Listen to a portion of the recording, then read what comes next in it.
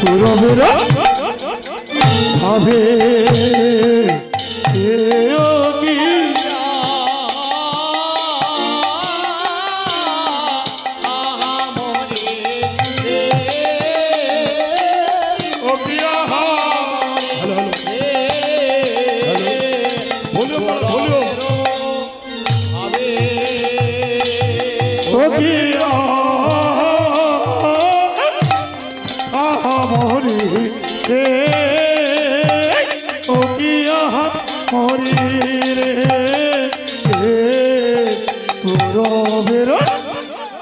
ভাবে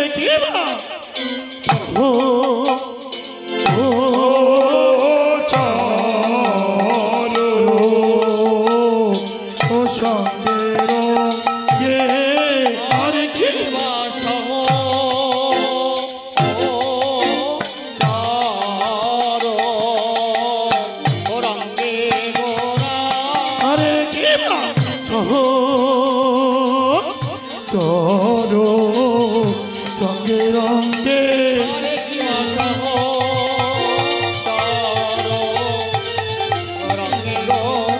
আরে চরো চরো সঙ্গে রঙে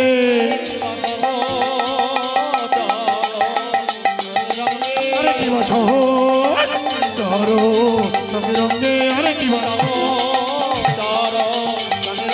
আরে কি বাসো চরো সঙ্গে রঙে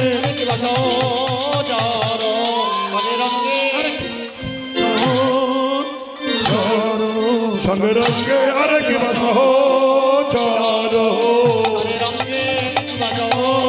চরো হরিবা চরো সঙ্গে রঙে সহচর সঙ্গে রঙে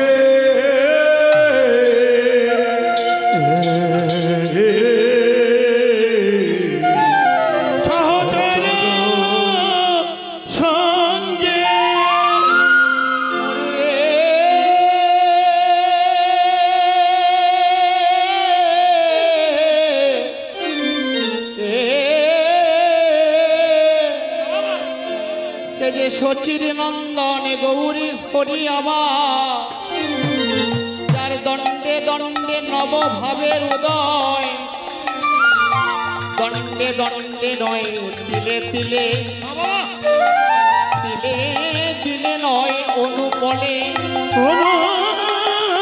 অনুপনে তার কিনা ভাবে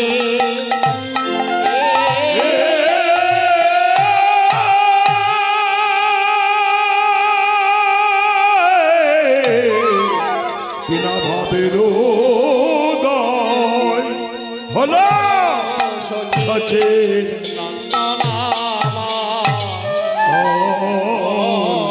চলো মাঝে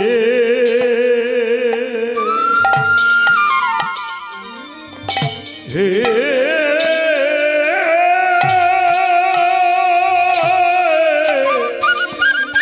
আমার গোরা লীলা চলো মাঝে গোরা উদ্যান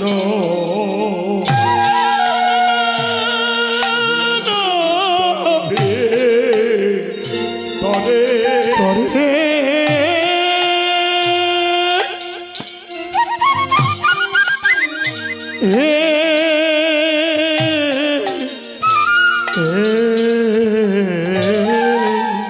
ওগো সহচর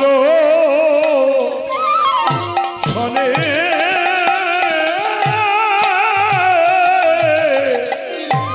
শনে গোড়া কিশোরাম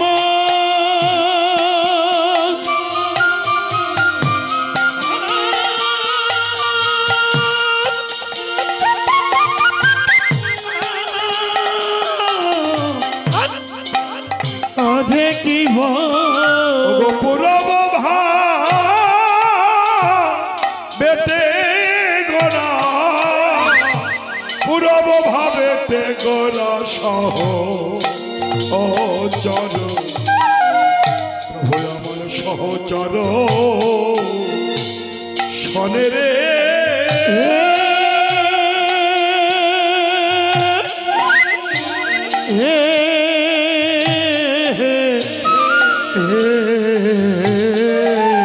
কিছু বোঝা তো যায় না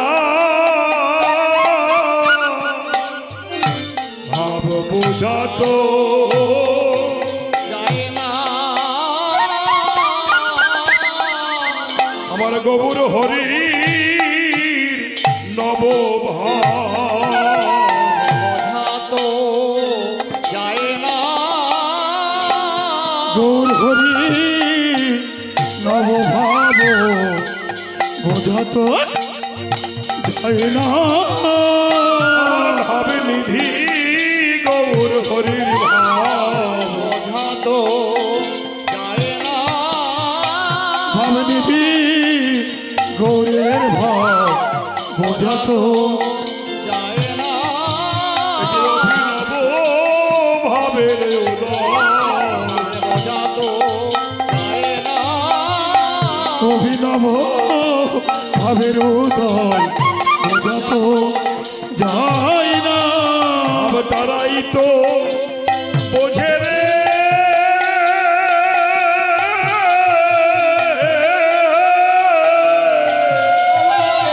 তারাই তো বোঝে রে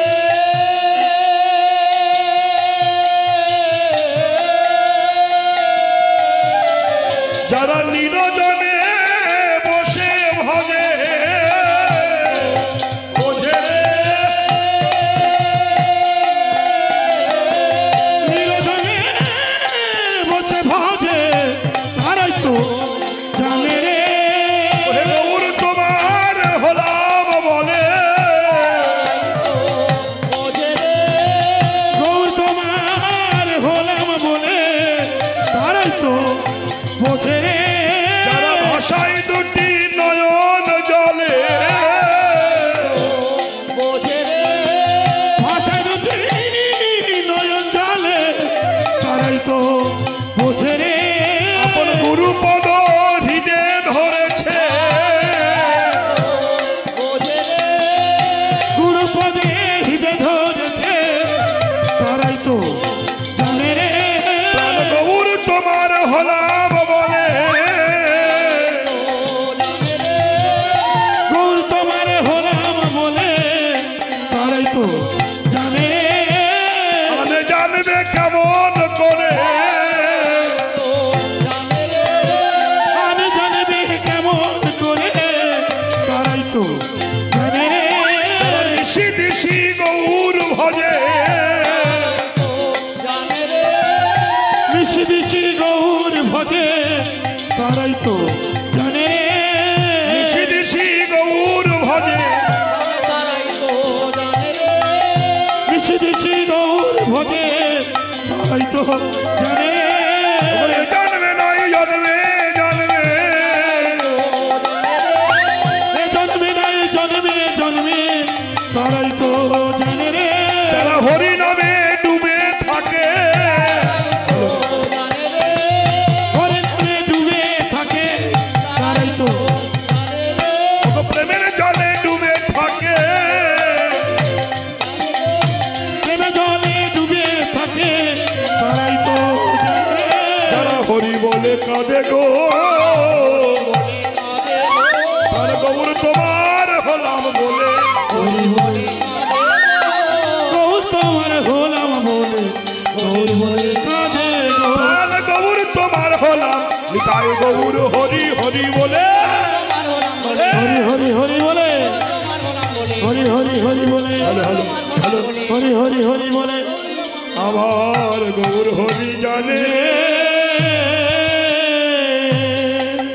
অগ সহচর সঙ্গে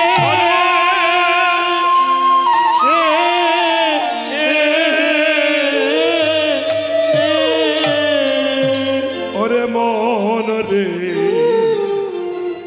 তুই কি লাগি আইলি ভবে ওরে মন রে অমন কে লাগি আইলি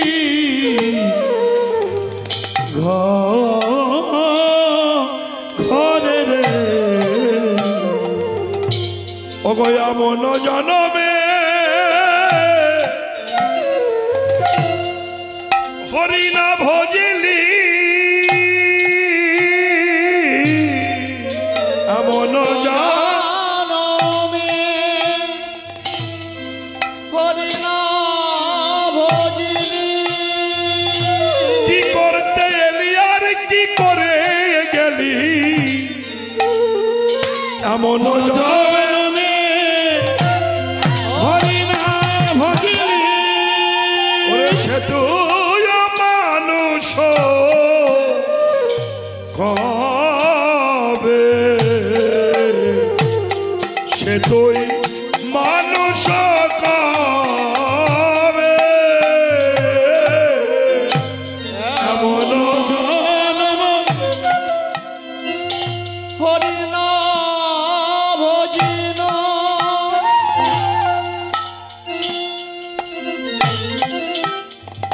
সে তুই মানুষ কামে ওরে মন রে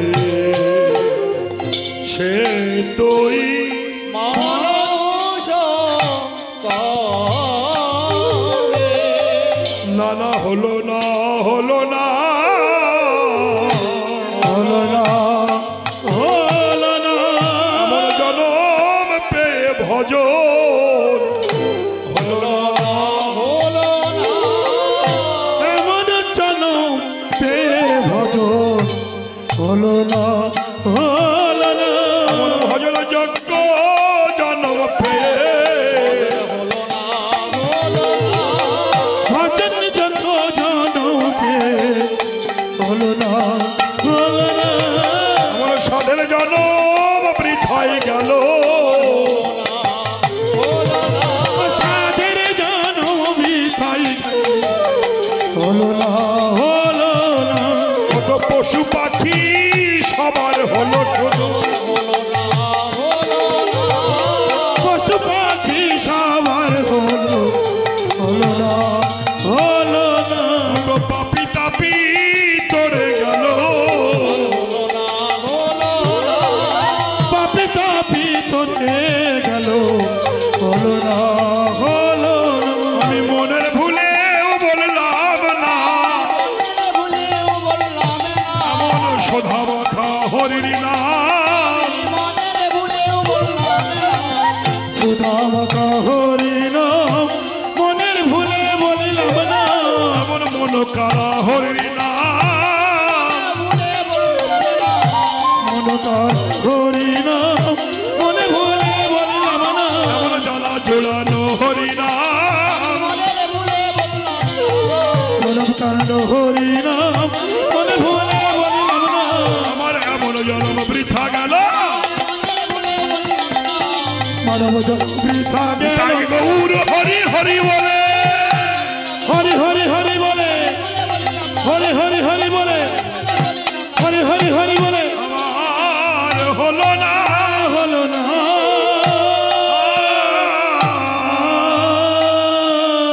ও এই শোধা মাখা না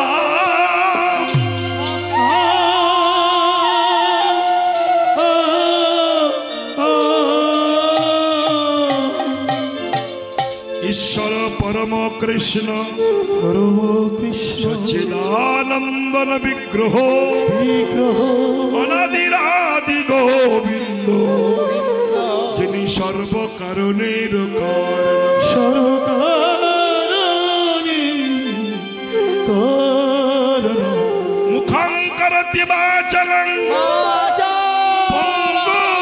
পঙ্গুলঙ্ঘয়তে গিরিম যত কৃপা তমহং বন্দে তমহং বন্দে পরমানন্দ পরম মাধব বঞ্ছাকল্পতরুভ্যশ্চ কল্পতরুভ্যশ্চ কৃপা সিন্ধুভ্যেব চ পতিতানাং পাবনেভ্যো বৈষ্ণবেভ্যো বৈষ্ণবেভ নমো নমঃ। মহাপ্রভু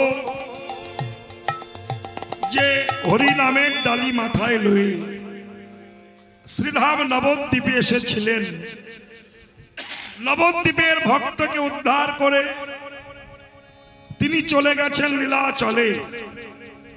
লীলাচল উদ্যান ভিতরে পুরব ভাবে বিভাবিত হয়ে হরিনাম বিতরণ করছেন। গৌরাঙ্গ মহাপ্রভুর অসামঞ্জস্য রূপমাধুর্য এবং হরিনামের প্লাবন সারা পৃথিবীতে ছড়িয়ে দেওয়ার জন্য নিজের ঘর সংসার আত্মশোক বিসর্জন দিয়ে চিরতরের মতো নবদ্বীপ ছেড়ে লীলাচলে প্রবেশ করেছিলেন। এহেন হরিনাম যে ত্রিতাব জ্বালানো হরিনাম, এই জ্বালা জুড়ানো হরিনাম পেয়েও যারা করছে না, তাইতে বড় আক্ষেপ করে বৈষ্ণব কবি এই পদটা গেয়েছেন। মন কি লাগি আইলি ভবে, এমন জনমে হরিনা ভজিলি, সে তুই মানুষ কবে। আমরা মানুষ বলে পরিচয় দিই, দেশে যত জিজ্ঞাসা করলে বলি মানুষ, কিন্তু মানুষের করণীয় কি, মানুষ কি করতে জগতে এসেছে এটা একবারও চিন্তা করি না।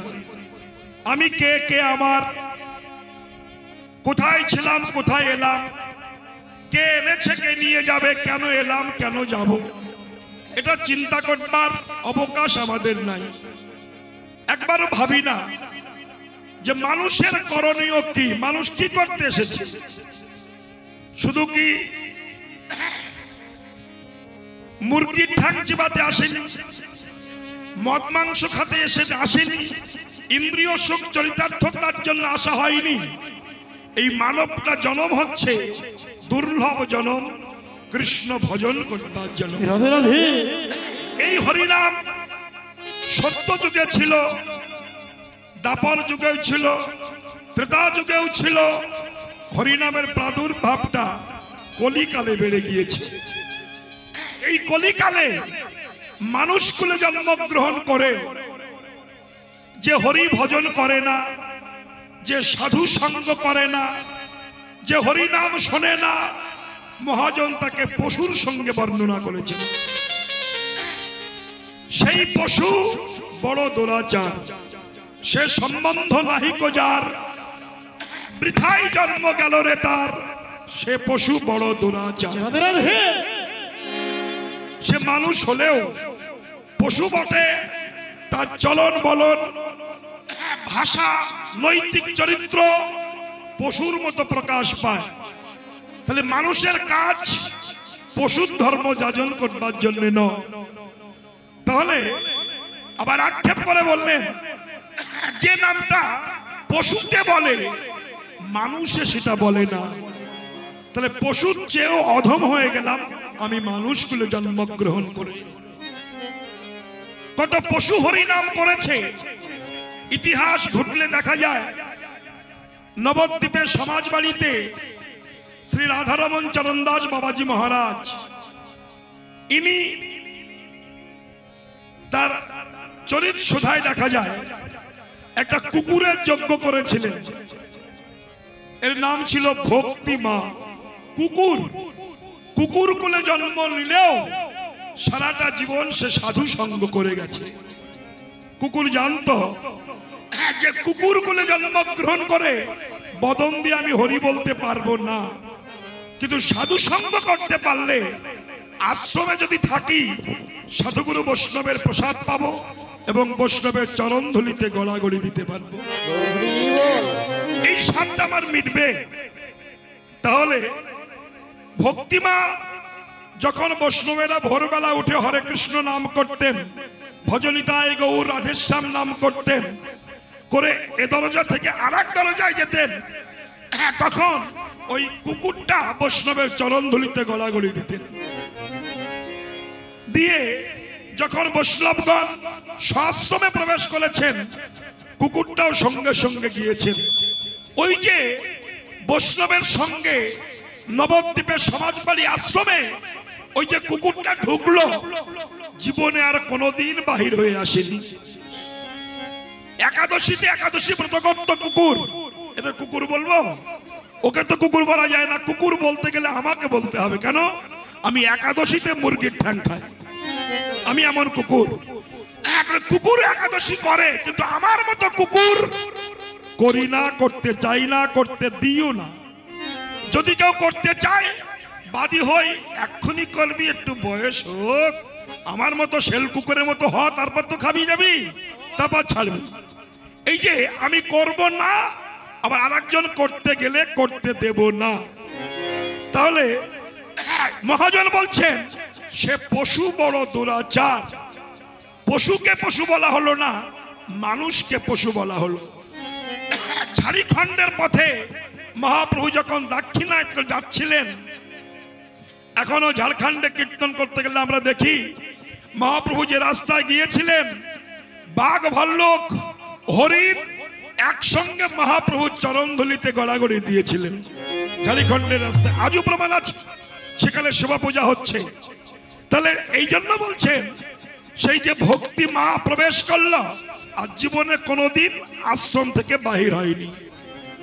বৈষ্ণব সঙ্গ করতে করতে, বৈষ্ণবের প্রসাদ পেতে পেতে চিরতরে দেহত্যাগ করলেন ওই আশ্রমে। রাধারমণ চরণদাস বাবাজি মহারাজ বললেন, যিনি একজন বৈষ্ণব, কুকুর হলেও একজন বৈষ্ণব, সারাটা জীবন বৈষ্ণবের সঙ্গ করেছে, তার তিরোভাব দশা করতে হবে, তার শ্রাদ্ধ কার্য করতে হবে।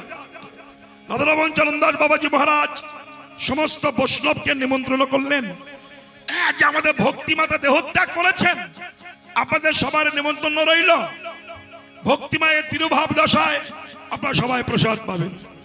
এই যে নিমন্ত্রণ করেছেন, রান্না হচ্ছে, বৈষ্ণবেরা ইউনিয়ন তৈরি করলো। বৈষ্ণবদের মধ্যে আবার ভাগ আছে দেখবেন, যদি ইস্কন রান্না করে সেখানে গৌড়ীয় বৈষ্ণব খায় না, আবার গৌড়ীয় বৈষ্ণব রান্না করলে ইস্কনরা খায় না, কালী ভক্ত রান্না করে বৈষ্ণবেরা খায় না। মানে একবার বিভিন্ন মত তৈরি হয়ে গেছে হিন্দু সমাজের মধ্যে। এই হিন্দুদের এক জায়গায় করা বড় কঠিন। কেন? প্রত্যেকটা গুরুদেবের এক একটা গ্রুপবাজি চলছে দেশে, যে আমার মতো চলতে হবে, আমার মতো চলতে হবে। এই করেই সর্বনাশটা বেশি হচ্ছে। এখন মহাজন বলছেন, বৈষ্ণবেরা ইউনিয়ন করে বলল যে আরে কুকুর মরে গেছে, আর কুকুরের শ্রাদ্ধ খেতে যাবো আমরা? আমরা কি কুকুর? ইউনিয়ন করেছি।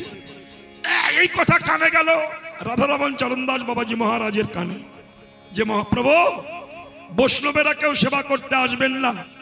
রাধারমণ চরণদাস বাবাজি মহারাজ বললেন, যদি নাই বা আসে, ভক্তিমা সে কুকুর হলেও সারাটা জীবন বৈষ্ণব সঙ্গ করে গিয়েছে, আমি রান্না করব। যদি মানব দেহধারী বৈষ্ণবেরা না আসে, তাহলে স্বর্গের দেবতারা আসবে গোবিন্দর এই ভক্তিমায়ের সেবা করতে। দৃঢ় প্রতিজ্ঞা নিয়ে রান্না করলেন, কোনো কেউ আসে না। কিন্তু তার একটা শিষ্য ছিল, নাম নবদ্বীপ দাস বাবাজি মহারাজ। এই নবদ্বীপ দাস বাবাজি মহারাজকে রাধারমণ দাস বাবাজি মহারাজ বললেন, নবদ্বীপ, তুমি ভক্তিমায়ের জাত ভাইদের বলে এসো গলায় কাপড় দিয়ে, যে তোমাদের জাতি ভাই মরে গিয়েছে, তোমাদের সবার নিমন্ত্রণ রইল। তো নবদ্বীপের যত কুকুর ছিল, যার সঙ্গে দেখা হয়েছে, নবদ্বীপ দাস নিমন্ত্রণ করেছে গললগ্ন কৃতবাস। এইবার যখন বৈষ্ণবেরা যাচ্ছে না, পাঁচিলের ধার দিয়ে সব উপহাস করছে, ঠাট্টা করছে।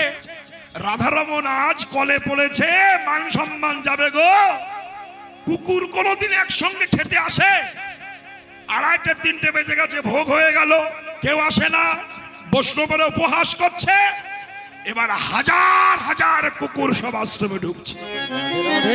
আশ্চর্য কাহিনী, এখনো ফটোখানা বাঁধানো আছে আশ্রমে, যদি কেউ যান দেখে আসবেন। নবদ্বীপে প্রাচীন বৈষ্ণবেরা আজও সাক্ষী আছেন। বিশাল কুকুরের দল, কোনো শব্দ নাই, নিঃশব্দে আশ্রমের মধ্যে প্রবেশ করেছে। ভাবতে পারেন বৈষ্ণবের ধর্ম দেখুন, ত্রিনাদপি শুনিচন তরুণী বসহিষ্ণ না, অমানেন মানদেন কীর্তনিয়া সদাহরি। রাধারমণ চরণদাস বাবাজি মহারাজ দে কুকুর মনে করলেন না, সবাইকে কুকুর রূপে বৈষ্ণব মনে করে নিজে জল এনে নিজ হাতে কুকুরদের পা ধুয়ে দিলেন। ভাবতে পারেন, ওই যে অমানেন মানদেন কীর্তনিয়া সদাহরি, শুধু আমি সম্মান পাবো, জগতে কারো সম্মান দেব না, তুমি বৈষ্ণব হতে পারবে না। অপরকে বৈষ্ণব জ্ঞানে সম্মান দাও। কেন? সর্বজীবে জানবে তুমি কৃষ্ণধিষ্ঠান, সমস্ত জীবের মধ্যে ভগবান বাস করেন। এর প্রমাণ শ্রীমদ্ ভাগবতে জড়ভরত দিয়েছে। জড়ভরত দিয়েছেন যখন রাজা রঘুদেবের কাছে, রাজার কাছে আর এক রাজা যাচ্ছিলেন, রাজা রঘুদেব এনার কাছে যখন যাচ্ছিলেন তত্ত্ব শুনতে, এই জড়ভরতকে পালকি কাঁধে দেওয়া হয়েছিল।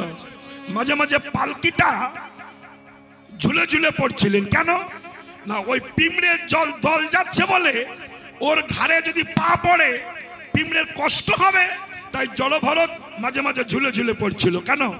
উনি জানতেন যে পিঁমড়ের ভিতরেও ভগবান বাস করে। সর্বজীবে জানবে তুমি কৃষ্ণ দৃষ্ট। রাধে রাধে। এই জ্ঞান যদি না হয় ভজন করে কোনো লাভ হবে না। আস্তে আস্তে আস্তে আস্তে তাহলে বিষয়টি কেমন হলো? নিজ হাতে পা ধুয়ে নিলেন, কুকুরগুলো দাঁড়িয়ে আছে। এ আশ্চর্য কথা। ওই কুকুরের কাহিনী পড়ার পরে আমার মতো কুকুরের কথা মনে হয়, হাই রে আমি কুকুর রে, তারাও কুকুর আর আমি মানুষ হয়ে কুকুরের ধর্ম পালন করে গেলাম। যেটা কুকুর করলো না আমি সেটা করলাম। পা ধুয়ে নেওয়ার পরে দলে দলে কুকুর দাঁড়িয়ে আছে, কেউ ঘেউ ঘেউ করছে না। থালা বিছিয়ে দেওয়া হলো, আসন দেওয়া হলো, কুকুররা সব বসলেন সারি সারি। কুকুররা পাওয়ার সঙ্গে তো খাবে না, সবাই বসে আছেন, খাচ্ছেন না। সবার থালে থালে প্রসাদ দেওয়ার পরে রাধারমণ চরণদাস বাবাজি মহারাজ গললগ্ন কৃতবাসে কুকুরদের মাঝখানে গড়াগড়ি দিয়ে বললেন, এবার আপনারা প্রসাদ সেবা করুন। তারপরে কুকুরের দল আস্তে আস্তে প্রসাদ সেবা করলেন, করে একে একে সব আশ্রম ত্যাগ করে চলে গেছে। রাধারমণ চরণদাস বাবাজি মহারাজ সেই প্রসাদের উপরে গড়াগড়ি দিয়ে জীবনকে ধন্য করেছিলেন যে আজ আমার বৈষ্ণবের জীবন ধন্য হলো। কেন? আমি পশুরূপে কুকুর রূপ বৈষ্ণবের প্রসাদ পেয়েছি। এর মতো জন্ম আর হয় না। নিজে আচরিয়া ধর্ম জীবের শেখায়। রাজসহ যজ্ঞে যখন যুধিষ্ঠির বলেছিল, কৃষ্ণ আমি যজ্ঞ করতে চাইছি, তুমি আমার যজ্ঞে সভাপতিত্ব গ্রহণ করো, সভাপতি হও। কৃষ্ণ বলেছিলেন, হ্যাঁ দাদা, যুধিষ্ঠিরকে দাদা বলে সম্বোধন করতেন, দাদা আমি সভাপতি হতে পারি, কিন্তু আমি যাকে যা বলবো তাকে তা শুনতে হবে। কি না, আমি বলবো দুর্যোধনকে এই যজ্ঞের কোষাধ্যক্ষ করো, মানে ক্যাশিয়ার করো। তিনি বললেন, যুধিষ্ঠির বললেন, দুর্যোধন তো আমার শত্রু। কৃষ্ণ বলল, যজ্ঞ করতে গেলে শত্রু জ্ঞান করতে নাই, সবাইকে বৈষ্ণব জ্ঞানে ভালোবাসে। আছে এবং দুর্যোধনের হাতে আছে ধনবৃদ্ধি রেখা। 10 টাকা হাত দিলে 20 টাকা হয়ে যায়, ওকে কোষাধ্যক্ষ করো। আর ভীমকে পরিবেশনের দায়িত্ব দাও, কেন খায় বেশি। যে খায় বেশি তাকে পরিবেশন করতে দিলে সে খাবে না। ভালো। যুধিষ্ঠির বলল, কৃষ্ণ তুমি সভাপতি হলে তুমি কিছু করবে না। এই জায়গাটা কৃষ্ণ নিজে আচরিয়া ধর্ম জীবের শেখায়।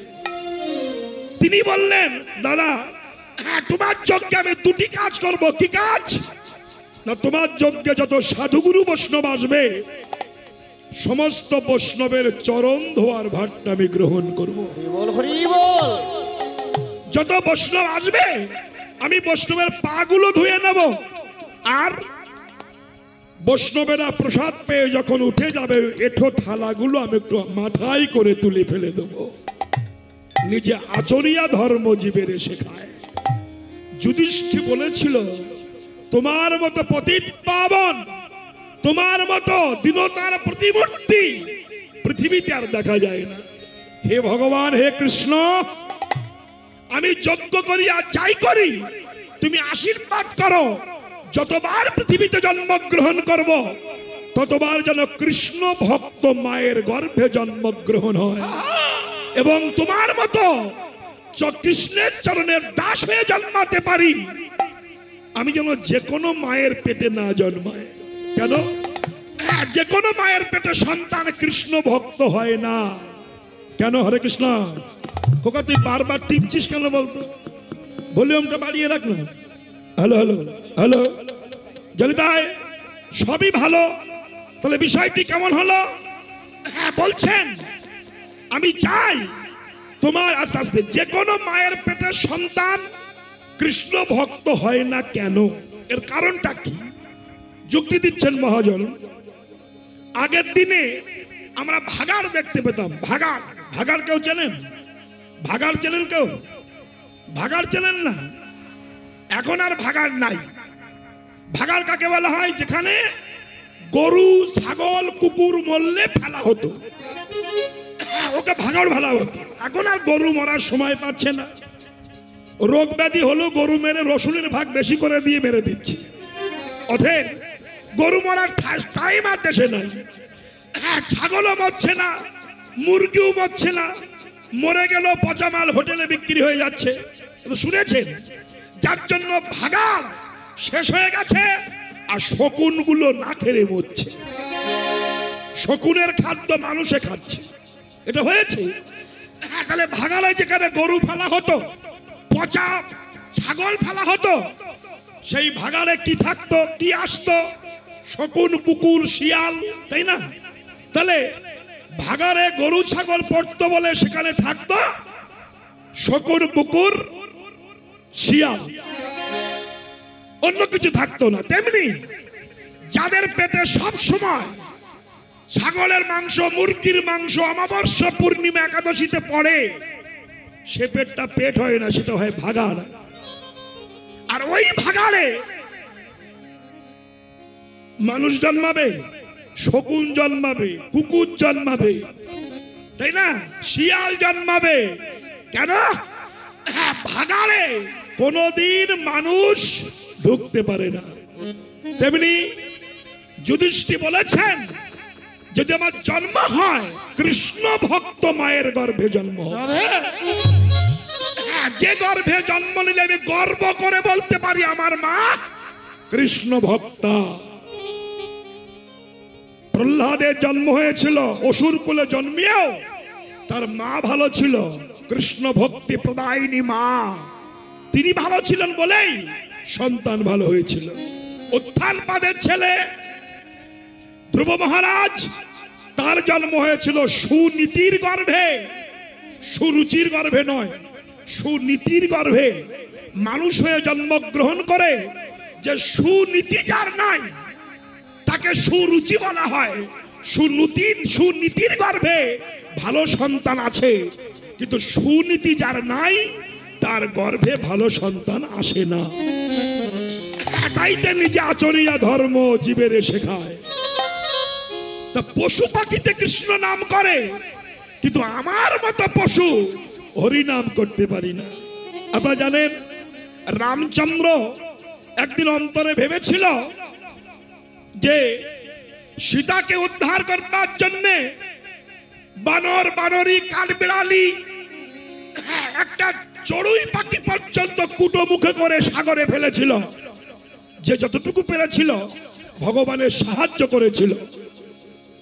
তাই রাম ভাবলেন আমি ভগবান, আমি অবতার, কিন্তু বানর বানরি পশুরা পাথর ফেললো, পাথর ভেসে থাকলো, আমি ভগবান তো একদিন টেস্ট করলাম না। একদিন রাত্রি 12টার সময় ভগবান পাথর ফেলতে গেছে জলে। 12টায় গেলেন কেন? পাছে যদি পাথর ভেসে না ওঠে একটা সেন্টিমেন্টের ব্যাপার।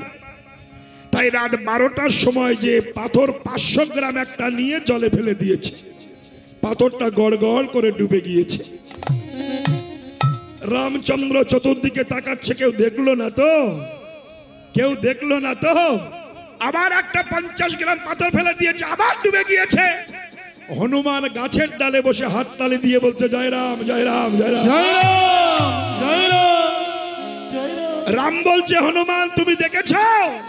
হনুমান বলছে প্রভু তোমার লীলা আমি দেখবো না তা কি হয়? হ্যাঁ বললেন। রাম বললেন হনুমান তুমি কথার উত্তর দাও তো।